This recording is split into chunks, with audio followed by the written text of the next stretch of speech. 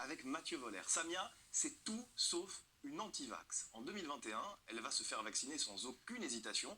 Puis 10 jours après une première dose de Pfizer, elle a du mal à respirer, va voir son médecin traitant qui l'envoie immédiatement aux urgences. Samia est admise en cardiologie.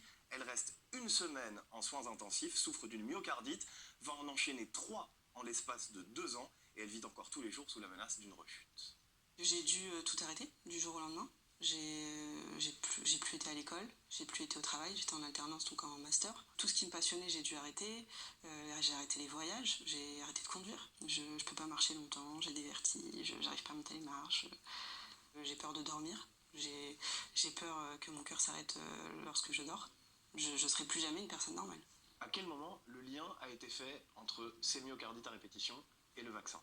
Parce que ça a été stipulé par la pharmacovigilance qui a approuvé le fait que le vaccin, enfin qu'il y avait un lien de causalité entre le vaccin et ma pathologie, étant donné que c'était venu dans les 14 jours suite au vaccin.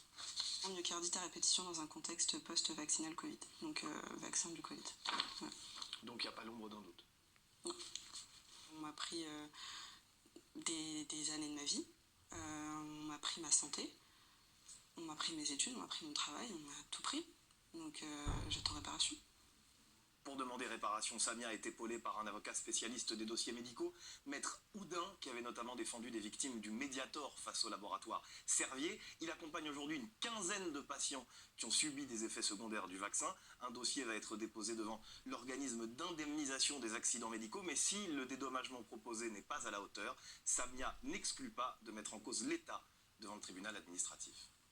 Qu'est-ce que vous auriez envie de dire à celles et ceux qui étaient en responsabilité à ce moment-là?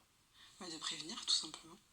De dire que les effets secondaires, ça n'arrive pas qu'aux personnes qui sont malades, qui sont âgées, que ça peut arriver à n'importe qui, qu'il peut y avoir des effets indésirables très graves et qu'il faut en parler. On y va en toute confiance, on se dit que tout le monde va le faire, que c'est l'État, c'est la France, j'ai confiance en la France. Et du jour au lendemain, on me dit qu'on m'a empoisonné. Donc pour moi, c'est terminé, oui, j'ai plus confiance. Je le sens comme une trahison. Pour vous, on vous a empoisonné. Ouais, clairement.